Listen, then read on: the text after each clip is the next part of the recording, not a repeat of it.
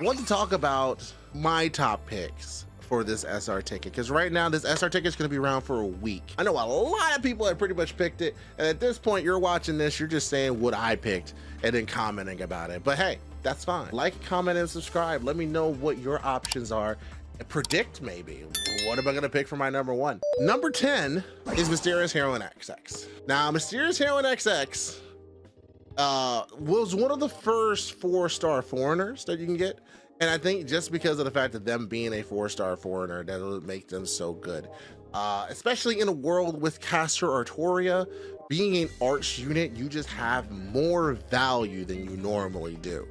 And they are double arch, double buster deck with some very good skills that can go ahead and start off. You got invincibility and an attack increase for a turn, so you got a little bit of survivability with a damage bonus. You go ahead and get yourself some crit starbs, and if you want, reduce your own crit star absorption. I think this is probably like the only weird skill here, reducing your crit absorption, but you know, it's fine if you want to go ahead and do that. Third skill, what I really like, is the ignoring the invincibility, charging your own gauge 20-30%, and then also you have a threat against humanity damage buff. So this gives her multiplicative stacking, which is very, very good to have. And with the 30% battery skill, with the pen skill, she has 50%. Now let's go down to her Noble Phantasm, which did get buffed. Deals damage to a single target, extra damage if they're saber, and she increased her own tax on top of that. Now the buff version increases even more damage, so it's even more of a power bonus. Her being a foreigner but also being able to do damage to sabers has some niche applications. And besides, when we go to these ordeal calls, you're going to be facing a lot of extra class servants, and foreigners will be there to help you deal with some of these situations, as well as the random off berserkers that come up. If you don't have any foreigners whatsoever, I think this is a good pick for you. Hey, come on, look at that face, look at that smile. It's pretty good, right? Number 9, Miyu Edelfelt. Miyu Edelfelt, limited caster brought in with Prisma Ilia event. She is a support caster for those of you who don't have a support caster. The things that she provides to you on the 4-star level are really good and is really pushed, especially because they buffed her. So let's just go over a little bit what I suggest going down here. Got yourself an increase in arch performance and own critical damage, so did make sure she can actually go ahead and deal some damage, which is pretty good. Also gives herself survivability with the guts and a debuff immunity, so it makes her last a little longer, more resilient. And with the third skill, she has a targetable 30% MP gauge and also can increase their buff success rate. So that targetable 30%, now again, when someone has an pen skill, well, there you go. Target, you got 30%, and that'll be 50%. So very good there. Also, not for nothing, she does have a passive of getting 4% every turn. That's literally a craft essence. Now, her Noble Phantasm was a little weird. So you gain this unique buff called Protection of Satsuki, which regenerate buff for 3 turns. Basically, it charges MP gauge by 10% every turn and recovers her HP. So literally a mini Merlin MP, but it also dealt 3,000 damage to Miyu. Doesn't kill, but hey, it dealt damage to her. It also gave critical stars, right? They buffed that. So now they remove the demerit, they increase the attack even more, they increase the heals even more. So now this is actually just mini Merlin, mini Arch Merlin, which is very, very good to have in my opinion. The reason why she's on this list, aside from being mini Merlin, is the fact it is very difficult to get her. She is a limited unit. Generally with these tickets, you want to pick limited units or story lock units because it's hard to get them. The permanent units you can just get spooked by, you can just get lucky and get them. And besides, you've had the chance to get these permanent units in previous tickets. This is the first time you can have any 4-star whatsoever, and I think Miyu is very good for that 9th spot. Number 8, Saito Hajime. Saito Hajime, limited arch saber. Now, the 4-star saber has a lot of arch crit sabers, a lot of them. So what's gonna go ahead and make Saito Hajime the choice, aside from him literally just dressing like Virgil and being Virgil? Well, stat-wise, he's definitely very good here. Very reason for that. We got double arts, double buster, and low hit counts, but we have good skill 1, increases arts and buster performance and gain crit stars. So we've given himself stars to make him hit harder, and on top of that, his arts and buster hard are gonna hit a lot harder as well. Very good there. Second skill, you got an evade for a turn and increase his own defense. Little weird, I know, right? You got an evade and a defense buff, but once the evade falls off, you have the increased defense to kind of help you survive a little bit. I would say if he were to get another buff, this is the skill that needs to be buffed. 18% is a little bit odd. I would raise that up and maybe give him something else there. Now the third skill, this is one that did get buffed here. It was Invincible Sword Aid, just increases attack for 3 attacks 3 turns and crit damage 3 attacks 3 turns. If you remember, me and Tristan going over this, we hate these skills. We hate the 3 attacks 3 turns. They listened because now it's just increased attack for 3 turns. That's it. Also increases on damage against chaotic elements and also charges MB gauge by 20%. With the append skills, it gets a little bit better, puts up 40%. That still gives them some play for some CEs that you can use, and still some uses here and there. Noble Phantasm is also very good here. We're reducing arch resistance first, we're dealing extreme damage, and reducing your critical attack chance. This is very good, especially in a world with Castoria, Cromwell, with Tamamo. You have so many arts options that he's just gonna go ham, go crazy. I chose Saito Hajime, 1, because he's really cool, and 2, this latest buff here puts him a step ahead. The entire chaotic element, so you add this with the attack buff and the arts buff and the crit damage, he's going to be hitting so hard in neutral game and Noble Phantasm. And that's why he has gotten the 8th spot here. 7. Asagami Fujino. We gotta talk about Asagami Fujino. Limited Archer Buster, brought with the Guard of the Sinners event, the rerun, and she's obviously sought after because she's very popular, but also she's a very good unit on top of all that. Once again, double arch, double buster, good hits on those cards, but the skills is where we at. You already see that skill, but let's start at skill number 1. Increases her buster performance, ignore defense, increase Ipingen. So allows her to get her Noble Phantasm faster and hits harder. Ignore Clairvoyance C, which just ignores evasions and gain crit stars. 15 stars, ignoring evasions is great. Even more ability to get through damage, but now it also charges the Noble Phantasm. 20 to 30%.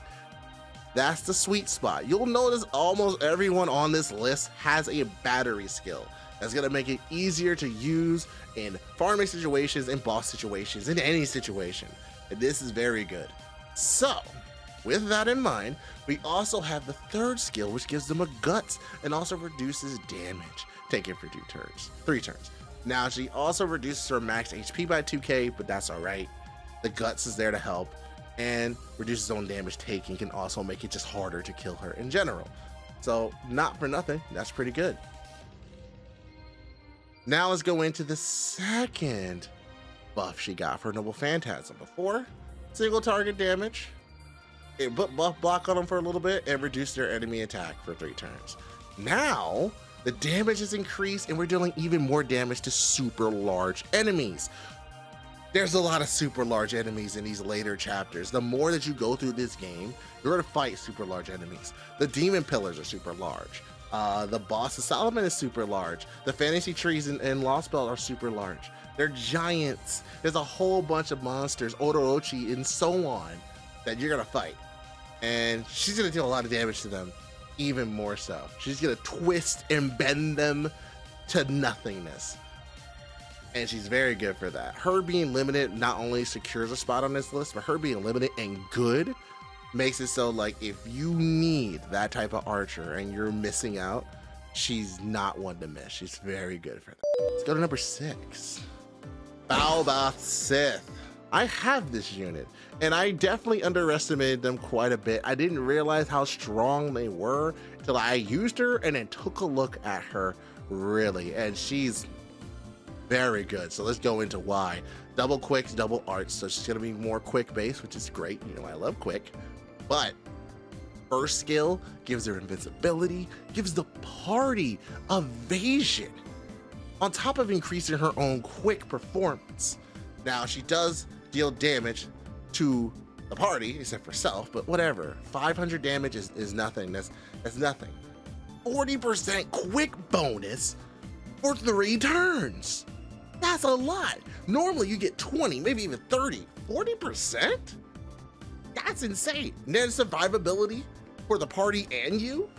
Great, I love that. Amazing, wonderful. And she's a story lock unit too, so even more value here.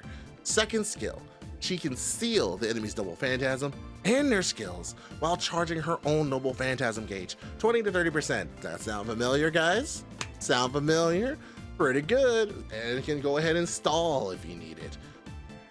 But you like stalling? I'm sure you do. We got more of that here. We can absorb not only the enemy's HP and reduce their Noble Phantasm gauge, you can also charge her own Noble Phantasm gauge, 20 to 30%.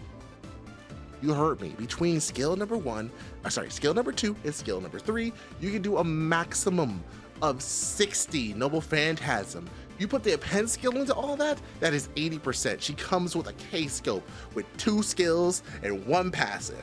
That is really, really good. That is a built unit that if you need something dead, she's killing it and she's lasting a very long time. And we have not even talked about the Noble Phantasm, which got buffed. Before, ignored evasion, very good, but also deals damage and inflicts the curse status on them for 5 turns. On top of that, it inflicts the evil curse status for 5 turns as well. This basically makes the curse damage do even more. So what can we honestly do to make this Noble Phantasm even stronger?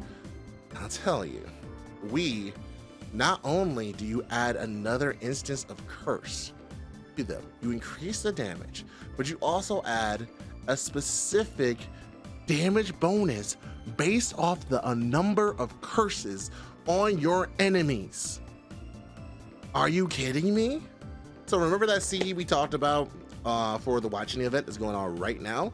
The event CE that's completely free, you can get all of them from the shop. Hello, put that on Baobhan Sith, because now she's getting even more damage increase from these curses. You go ahead and put a command code on her cards that allows her to put curses on the enemies when she attacks. You're done. You are so done. Between Noble Phantasm and this, and then you put Scotty's in the mix so you can keep the loop going. Scotty, Summer Scotty, Archer Tiamat in the future. She's great. So definitely recommend you get Baobhan Sith if you need a single target archer, especially quick, and you will not regret your choice.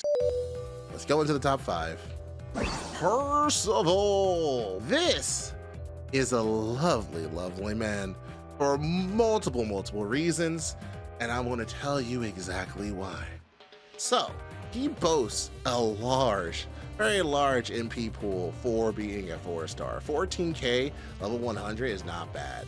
Now, he's a double Arch Double Buster deck with an Arch Noble Phantasm, meaning he's going to get the benefits of the Arch Support Suite. Castoria, Tamamo, Proto Merlin, he has all of that available to him. But let's look at his skills, which yes is a little different if you play Avalon. First, makes his own Arch cards hit harder, charges his own Noble Phantasm, 10 to 20%, but still good, and increases the party's Noble Phantasm damage. He can make your party hit harder with Noble Phantasms. Awesome.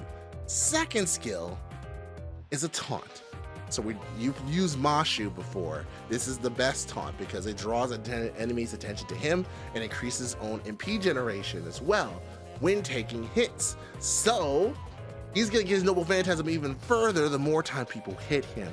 And now, for the other part of this, the third skill is an invincibility for a turn, but also recovers their HP. You taunt, you use this skill, they attack you, they don't do anything, you have your Noble Phantasm, you loop it. So good. And how are you gonna loop it? With this Noble Phantasm, that's not even buff. This is all just him at base level. This is a permanent unit, by the way. This is a permanent Lancer that you can get. Shows you the power here. Check this out. Noble Phantasm grants himself ignore invincibility, so he's going through any defenses aside from super invincible. AoE recovers one ally with the lowest HP, gives him 3,000 HP points, whoever has the lowest, but it also increases his own MP damage before attack. Now, let's play a scenario. What if he's the only unit on the field? You do your Noble Phantasm, I heal. Again, you keep looping again and again, and he keeps healing himself every single time. 3k, 3k, 3k, on top of his third skill over here, giving him 2k every turn. And he's arts already, so he's going to be getting his Arch Noble Phantasm. You level this up, you only have 3 turns of downtime. So, look, it is what it is. He is very good out the box. A very good unit is gonna last for a bit. There's only one unit that's gonna like kind of power creep him, and it just came out in JP. So you got 2 years. I think Percival is very good for right now. Be able to help get you through the next year content and then some. That's why he's at the number 5 list. Well, let's go into number 4. Ivy's favorite number, Nitocris, original caster. Now, these one of the older servants that you can get from this list. But funny enough, I know people might be saying, why are we picking this old dusty caster? First of all, put some respect in the queen's name. Second of all, she has so much potential and so much use in farming that she's used even to this day. And we're gonna talk about why. For those of you who don't know why she's good, I know most people probably heard, well, Nitocris is good, but why? Here's why. She's a caster, triple arts deck, so she's gonna have a lot of arts, fine. And Arch Noble Phantasm, fine. First skill, increases her own insta-kill chance and recovers HP. So insta-kill is a little bit rough, especially if you're trying to like do traditional looping. Insta-kill, you don't get no Noble Phantasm, so that was a little rough back in the day. They, however, gave her a little bit more with this first skill, allowing her not only to recover party's HP, but also give her her own arch performance buff. So now we're gonna start doing some real damage with Nitocris. Second skill. Have you guys ever seen a Noble Phantasm gauge skill that gives you over 100% at max level? This is one of the only skills that you don't really need to level up to max. You can get her to level 8, you have 0 to 100 Noble Phantasm gauge on a dime, right when you need it. Imagine you have double Castoria, you put her with anything that fills in her Noble Phantasm gauge. Now all of a sudden, you don't have to do much to just do 3 Noble Phantasms in a row. And with the instant kill chance being increased for 3 turns, as well as the arc performance being hit by 3 turns as well, you're gonna be doing a lot of damage with your Noble Phantasm. Third skill, this is more so for survivability, but still important. Gives her guts and removes own debuffs. This lets her sticks on the field longer. We want that combination of being able to buff yourself, make sure you can get Noble Phantasm on your own if you need it, and then have survivability. These mixes are kind of what we were looking for a unit that's like a 4-star to pick and kind of work with. Now, let's get into that Noble Phantasm, which also got buffed. Let's talk about it. So, AoE deals damage to all enemies and also chance to insta-kill them. Let's check out this note here, guys. Insta-kill always succeeds against mob enemies and bronze units, da-da-da, and da-da-da-da-da. So, as you can see, this tells you the chance against going against servants, right? Now, we're not really talking about this because it turns into this. Now, we're dealing damage to all enemies, reduces their critical attack chance as well. So the fact that we're having increased damage buff with the arts and the Noble Phantasm itself is increased, chances are they're dying. If that instant kill did not take them out, they are dying with this attack, especially as you continue to use levels. It makes her stronger because she's a permanent. It's an easier way to get multiple levels. But if you don't have her, if you're new, highly recommend Nitocris because she's going to work very well with your Castoria, which if you are new, highly recommend you roll for her. But that's in another video on the channel. You can find a description and a link right there in the corner. Now, number 3, Kriemhild. Yes, I know there are some people in the chat, some people in the audience are a little bit sad that this is not Hercules, but I can't help it. Kriemhild is really, really pushed. She's very, very strong. story locked berserker that just came out last year, and there's a lot of reasons why she's good, so let's go into that right this second. Double arch, double buster deck. Now, when you're going with berserkers, you're probably thinking she's a buster unit, right? Nope, she's an arch unit. She follows the way of Vlad. Already, she's going to be doing very good from the arch support suite. Well, let's get into the skills. First skill is more supportive. We're reducing the defense of your enemies. We're also reducing their MP, so we're stalling, and also reducing their critical chance. We don't want to be critted against, guys. F that. We crit. They don't crit. We crit. Now, second skill. Oh, doesn't this look familiar? Increases own arch performance and buster performance, 20-30%, but also increases damage against chaotic alignment enemies. Well, ain't that just the buff that they gave to Saito? And I wonder why they did, because this is a very strong. It's not just like evil or chaotic evil, it's the whole chaotic alignment. That's a large slice of the pie. That's a third slice of the pie. So already you're doing very good there, and that's gonna stack very well with the other skills. And lastly, we have a taunt, which is a little bit dangerous for a berserker, right? But she recovers her HP up to 3,000, which isn't too bad, and charges her noble phantasm. I want you to look at the percentage really quick. 30 to 50. This is a 4-star with a 50% battery on her own? No help, no pen skills. And yes, the taunt, if you miss that, is targetable. You don't have to target Kriemhild. You can say, target the person over there. Don't look at me. I'm about to wind up, I'm about to hit you with my sword. And she still charges her own noble phantasm and still recovers her own MP. There's a lot of viability. Kitsuga's crying right now. There's a lot of viability in her skill set here as a berserker too. So she's doing even more damage. Now let's go into the noble phantasm. Single target. Removes enemy buffs first, the defensive buffs. So any defensive buffs are gone before she even hits you. Then deals your damage. It then deals extra damage if you happen to be a dragon. If you happen to have any sort of dragon type in you, you're cooked. And then if you somehow survive, reduces arch resistance for 3 turns. And what is she? A arch berserker. You're cooked, you're done. You're taking more damage from the berserker, you're taking more damage from your support, who are definitely gonna be arch focused, and that's it. This is a very strong unit. This is a 4-star with 5-star capabilities. It is really absurd.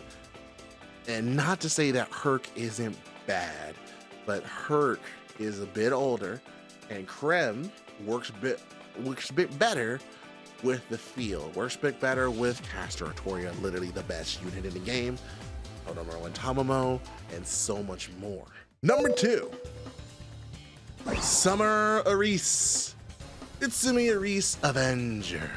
Now, limited summer event servant. Now, the first Erice is not very spectacular in my opinion. I didn't really like the Lancer version, but this version, pretty good. We're gonna go into why. First of all, she's an Avenger, and we're gonna have literally a whole entire chapter dealing with rulers. And on top of that, there's a couple of enemies that you deal with that are very annoying that are rulers. Hello, Lost World 5.2. So if you don't have an Avenger and you don't really want to use Salieri, which is good but not really super pushed, Erice is the one you're gonna go for. Double quick, double arch for the deck. So we're dealing with some very playful deck management here. It's going to do a lot of damage, and off rip, increases her own arch performance for 3 turns and grants herself evasion for 2 attacks in 3 turns. Very good in my opinion. Like that's amazing in my opinion. Increase that art and give her evasion.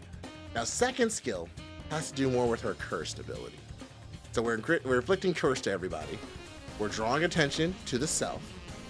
Right there, you're right. You're drawing attention to the self for 1 turn, but she gives herself a defense buff. So whoever attacks her gets a defense down. So that's good. You're like, oh yeah, attack me for a turn. You're gonna get defense down so that when I hit you, you're gonna hit very, very hard. 10% for 3 turns. pretty good, 30% down, and charges Noble Phantasm 20 to 30%. That magic number, 20 to 30%. Third skill, increases their own instant kill chance, crit damage, and the most important thing, increases own damage against servant enemies. Servant enemies. Doesn't matter if they are a servant, 25 to 35% additional damage on top of your arts and top of any increase to attack. Pretty good. Yes, every servant. Very important, especially for your farming for certain things, or if you're going a certain challenge quest, or any sort of bosses. If they're a servant, they're cooked. And basically, the entirety first arc, your bosses are servants. So this is a 4-star doing this. Very good. And on top of that, the bevy of passives that will come into play. But then we have the Noble Phantasm, which is a single target. Deals extra damage with people with curse, with the enemies with curse, and also an 80% chance to insta-kill them, but also increases arch performance as well. So the insta-death happens after damage. So if they don't die from the damage, they die from the insta-kill, which is the way that you do this skill. The way that you can do it, 80% chance to kill them, correct. And if we're doing the math at home, if you can use this with the third skill here, that's an additional 60 to 120%, meaning this is a 200% chance to insta-kill your enemies. She's very good. If you want a servant dead, they're dead. They're gone. They're going to eliminate the enemies in front of you. And I'm very sad I slept on her. She's actually fairly good. So if you don't have a very good Avenger, or you missing a boss slayer, Erice is the one. Definitely get her, 100%. The #1 spot in my top recommendation. Astraea. We have the 4-star permanent ruler arts. And literally probably one of the best 4-stars in this game. You can comment on it below. But literally, I've had, and I mean this genuinely, I've had moments when I pulled out Astraea and she's just done so much damage. It is not fair, literally. Now, she can spook you before, 100%. Especially if you're going for a ruler servant, that could be a little rough, but the damage that she does is absurd. Let's go into the details. So we got a double arch, double buster. So she's definitely super aggressive here. And the first skill, targetable, increase opponent's allies attack, defense, MP gen, all by 10 to 20% on a 5-turn cooldown. Very good. You can put this on somebody else, or you can put this on her. And she's gonna be doing a lot of damage with that. Second skill though, increase her arm performance 20 to 30%, not bad, but gives herself 30 crit stars. She just gives herself 30 crit stars off the top. Just there you go, 30. Do with that as you will. For those of you who don't know, if you have 50 crit stars, that basically means everyone on your party has 100% crit on their attacks. 30, there's a very good chance that Astraea is getting that.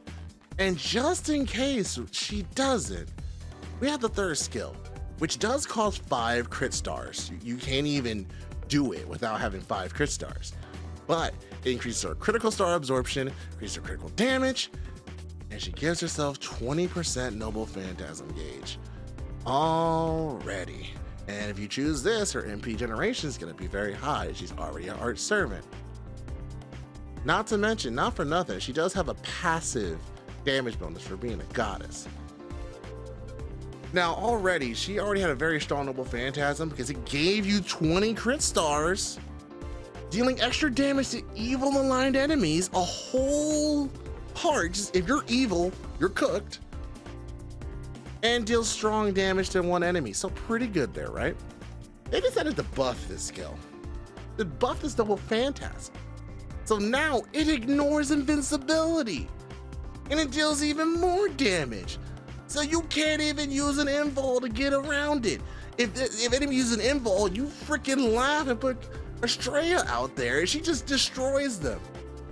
Now, she was already really good on her own, but then when you add the fact that Castoria exists and you can do double Castoria with Oberon if you have them, even if you don't, Castoria for you, someone else's Castoria, Astraea. A boss is not living. A boss is not living. The way that they have this set up, the way that the damage is lining up, she does so much damage. She's very consistent. And I think that's important. You want to know, like, you can get her multiple copies, she will be even stronger. Now, if you have her, because she's a permanent unit, number 2 spot with Summer Erice is the way to go, in my opinion. But Astraea has always been there to bail me out of situations. Make fun of her art all you want. She has literally saved me in situations where I was dead. It is because of the damage she outputs and the support that she can provide. Just being able to drop those crit stars is insane. Now that's gonna be it, everybody. Thank you so much for coming by. Thank you so much for watching. Thank you so much to our top supporters and viewers like you for watching as well. And if you got any comments about the list or some opinions, let me know. We can talk about it. I'm always up for a discussion. Until next time, we'll see you in the next one. Later.